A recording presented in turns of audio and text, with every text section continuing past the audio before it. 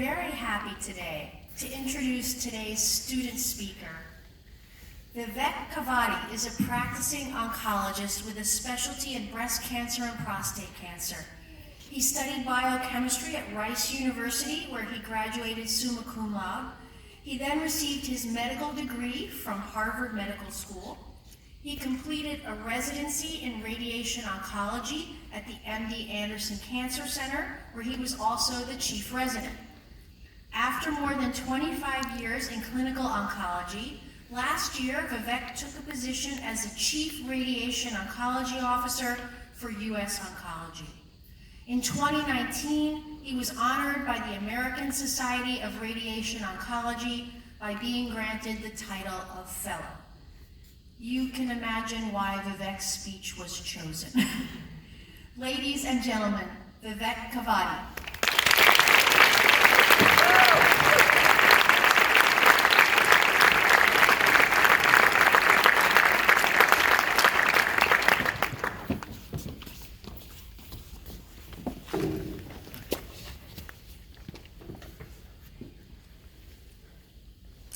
Good morning.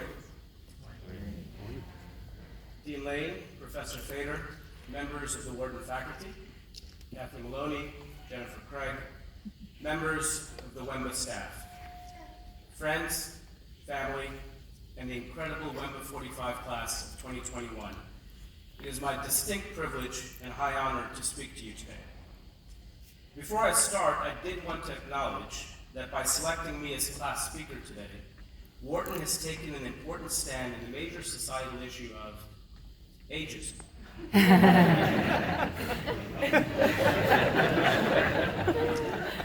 When we started, the median age of our group was 36 years, and the maximum was never disclosed.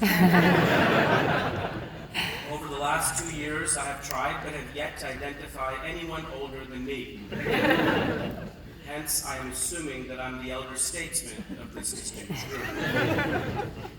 During our opening session, when we told a tidbit about ourselves, I remember describing how 1 week earlier, I had attended my oldest son's master's commencement, and 1 day earlier, I had attended my youngest son's high school graduation.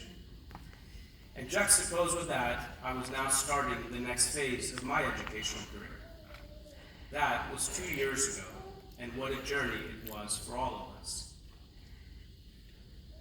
Having 85 to 90-hour work weeks, 30 years after completing a medical internship, was an experience that was as exhilarating as it was intense. I must admit that during that first term, the adjustment of being a student after a gap of 3 decades was like that of an aging prizefighter who comes back for one last hurrah. At times, with everything going on, rather than focus on any new achievement, the goal truly was to not get too punch-drunk.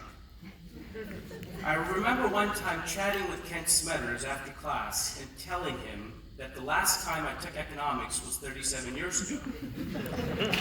And instead of showing any sympathy at all, in a split second he responds, "Was there economics 37 years ago?"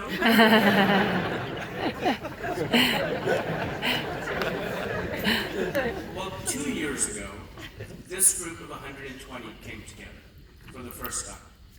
Why were we here? We were pretty well established in our careers. We came from finance, consulting, banking, and government. We were entrepreneurs, scientists, lawyers, and doctors. For some of us, this was the planned and natural path in career and education progression. Some were actively considering transitions in their job, or possibly even in their career track. Some of us had a strong desire to be new entrepreneurs, and several in this class have already embarked on that path since we first met. For all of us, however, it was about enhancing our skill sets. It was about learning new subjects and getting a different and richer perspective on what we thought we already knew. It was about scratching the itch to explore and to satisfy our intellectual curiosity. For many of us, we were stretching our minds in areas that were completely novel. In the process, by making ourselves uncomfortable at these stages of our careers, we greatly enhance not only who we are as professionals, but also who we are as people, and immensely enriched our lives. What makes the Wembley experience so satisfying is that it is a major commitment on top of everything in our personal and professional lives. We all had full-time jobs. There were engagements and marriages. There were several new babies, and some became first-time parents. Some family commitments may have been deferred, but by far most were successfully managed. All of this while going to school every other weekend for 24 straight months, taking the same classes and fulfilling the same requirements as the full-time students. What an amazing feat when you step back and reflect upon it. So now that we have graduated, what will we remember? Will it be the bicycle race in the Palestra during orientation? Is it the kindness and wisdom of Professor Kuriloff, who, by the way, correctly predicted that some of us would find their soulmates right here in this class? Right? Ray and Dan? Sean and Sierra? Will it be the sense of being bludgeoned in microeconomics exams? Will it be the incredible faculty? We had such a wide variety of core classes and electives, but in all cases we were taught by true experts as our teachers. What was amazing was that so many of them were so accomplished and sacrificed personal gain to be educators. Perhaps it will be the care and concern that some of our professors showed us as people. Two great examples of this were the pearls of wisdom that Zeke Hernandez has imparted through his secrets, and Bob Chalfant's inspiring closing remarks in each of the two classes he taught us. Will it be Zim's incredible memory about all of us and what we do? What about Nikolai Sigelkow's persistent gaze after asking a question and the occasional pregnant pause? I wish he was here, actually. For some of us, was it learning a foreign language, like accounting? Sorry, Becky. Almost certainly for all of us, it will be Jen's sweet smile and incredible mother-hen nature, even before she became a mother herself. It is hard to talk about the last 2 years without considering the overwhelming impact of this terrible pandemic that has affected all of us around the world. Some of us, as physicians, were on the front lines and struggled with the illness as we cared for so many very sick patients. I witnessed the deep pain and suffering of cancer patients who had to muster the courage to come for treatment while being fearful of whether it was safe to leave their homes.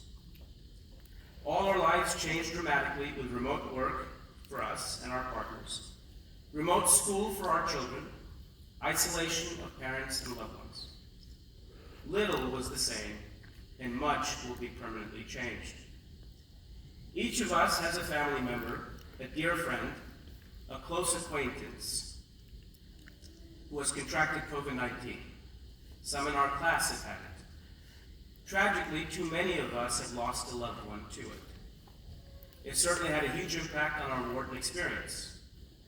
At times, we may have felt that it was unfair or wished that some things could have been different. Yet when one considers what has happened around the world, it is hard not to see how incredibly fortunate we all were to be able to continue and graduate during such trying times. We all did the best we could in truly unprecedented times and through uncharted waters. One recurring theme during the last 2 years has been that this experience is as much about the relationships as it is about the educational content and the formal teaching. That has been so true. This class is so diverse, with incredible and varied talents. The overall brilliance of this group was on display in the richness of the classroom discussions, and the even greater depth of conversation over a cocktail. For as we all know, knowledge and confidence are enhanced with the ingestion of 2 carbon fragments. In addition, that wonderful mix of people allowed all of us to find our fit with so many of our classmates. We have developed and will cherish these lifelong friendships. The institutional affiliation and pride of being a Wharton graduate will always be with us. Ultimately, all of these relationships is what networking is about. Commencements often are about celebrating the students' accomplishments, and rightfully so. However, we all stand on the shoulders of those who came before us in our lives, our grandparents and our parents who established a legacy for us and often sacrificed much so we could have a better life with greater educational opportunity. I would not be standing here today without the unconditional love of my parents. We have, of course, leaned so heavily on our spouses and partners and our families for their unflinching support. So let's take a moment and acknowledge the contributions of all who helped bring us to this moment. To Peggy, Kathy, Diane, Dawn, Tish, and of course Jen, thank you for all of your efforts in putting together such a wonderful program. To the exceptional Wharton faculty, thank you for teaching us and inspiring us with your incredible knowledge and commitment to our learning. To my exceptionally talented classmates, who I learned so much from, thank you for being in my life. To Rob, Stephanie, Lauren, Michelle, Dan, Mercedes, and Ryan, and others who organized so many of our activities, thank you on behalf of our entire class. To our spouses and partners, we thank you for your encouragement and understanding. To our children, it may have seemed strange to see mom or dad in class on Zoom in one room while you were doing the same in another. Thank you for your patience, love, and your inherent ability to always put a big smile on our face when we were exhausted. To all the recipients of the Masters of Understanding, we wanted you to know how important you are to us and to our journey here. Thank you. What a wonderful Wemba idea. To my Masters of Understanding, Madhavi, Raj, Samir, and Amit, and my mother, thank you. You definitely earned your certificates.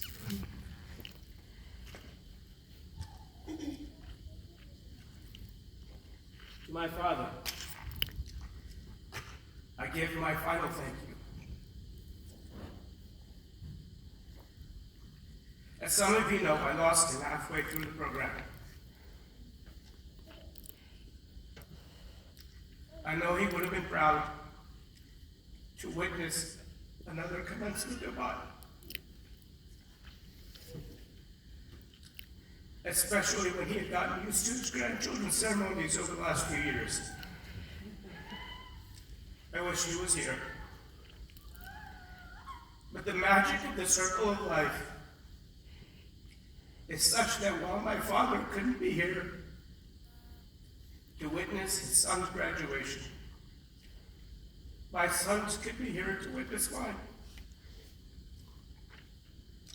I'm fortunate to have my grown children, Raj, Samir, and Amit, join me today. What a special moment.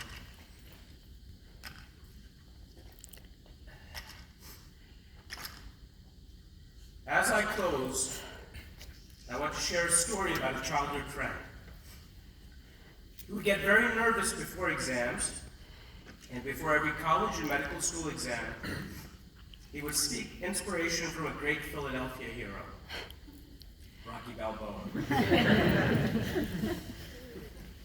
He would play the theme song from Rocky, and with the powerful music and the verse, "Rocky's strong now," would march into his exams fully energized. On Thursday, April 29th of this year, I was about to take a final exam in an economics and public policy course. And for some reason, this memory from 40 years ago came to mind. Knowing that this was likely to be the last exam I would ever take, it better be. I said, what the heck, let's play the Rocky theme song like my buddy did 40 years earlier. Who knows, the outcome was not bad, so maybe the inspiration worked. The University of Pennsylvania and Wharton may find it unusual to finish a commencement address with a modern fictional Philadelphia character, Rocky Balboa. So I thought I would comment on the original first citizen of Philadelphia, Benjamin Franklin, whose wonderful sayings are engraved in multiple stones on the walkways on campus. I couldn't help myself but read them over and over again dozens of times. So much wisdom. One of those sayings is, "Nothing ventured, nothing gained." Wemba 45 took Franklin's advice. We ventured, and now we have gained. So just as Rocky said to Adrian at the end of the second movie, "I did it," we too can say at the end of this second year, "We did it." And as Benjamin Franklin would say, well done is better than well said. I say to the Wemba class of 2021, well done, my friends, well done.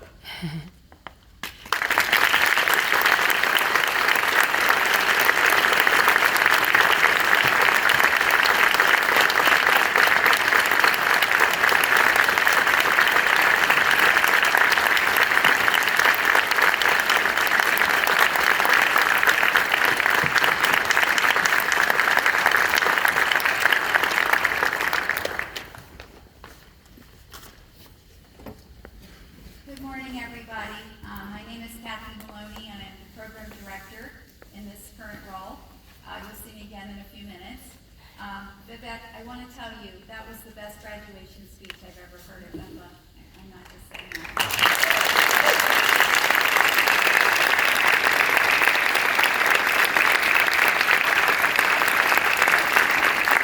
I've been to every single one since Wemba 14. So, you're smart.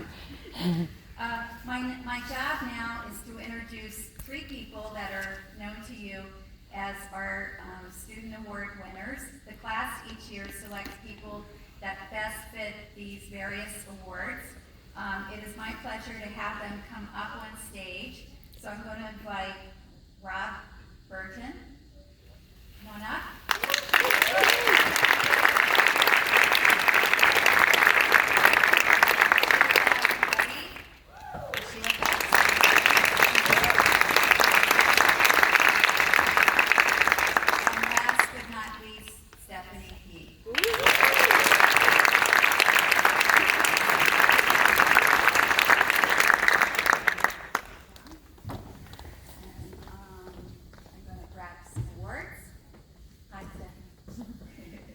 Okay, the first award, let's see which one I'm going to read first. Not that one. Okay, the first award is the Patrick Harker Leadership Award, won by Akshara Reddy.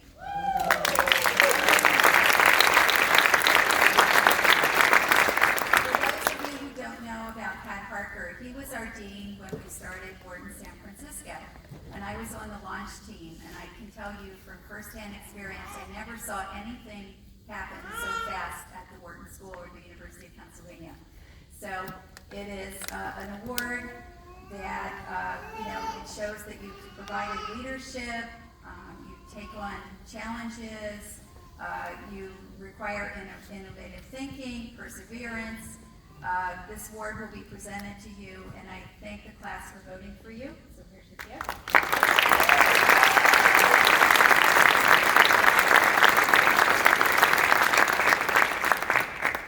Our next award is the Dean Spirit Award. This will be no surprise that it goes to Robert Burton.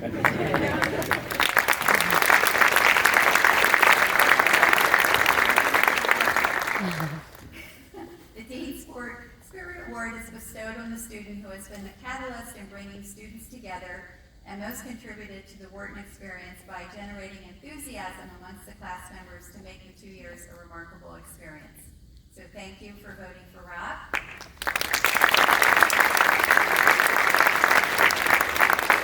And last is the Benjamin Franklin Award. This award is bestowed on the student who's exhibited a strong work ethic, demonstrated practical application of ideas, and fostered teamwork and was quick to lend a hand in order to give back to the class. Stephanie Yee. I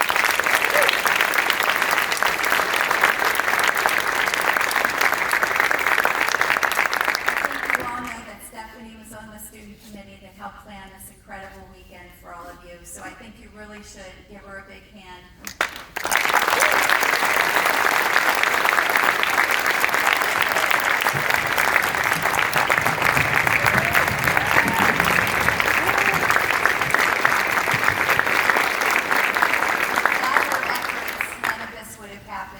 We also want to acknowledge Ryan and Mercedes from the West Coast. So again, thank you, and you'll see me at the end of this ceremony. Thank you.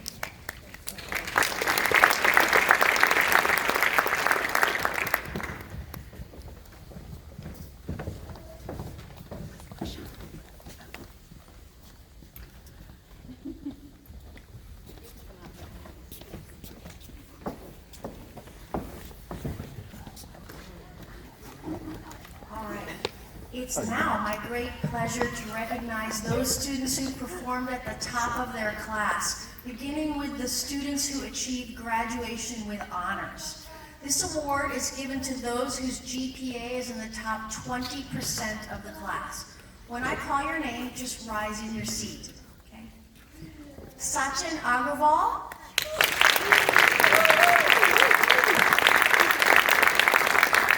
Drew Bartholomew. Simone Betchen. Brendan DeRochers. David Donahue. Michelle Gories. Christopher Gattuso. Jordan Hitchcock. Andrew Howard. Miles Huffman. Sung Kwan. Matthew McGrath. Christopher Morris. Michael O'Rourke. Daniel Ryder. Will Schlegel. Daniel Shuba. Louis Segalini. Sean Tillman. Amy Tordock Wilson. Na Ye. And Andrew Zhang. All right, now the last set of students not only earned graduation with honors, but also the designation of Palmer Scholar. This achievement is given to those whose GPA is in the top 5% of the class. When I call your name, please rise. You'll get your award as you get your diploma when you cross the stage. All right, again, Sachin Agrawal.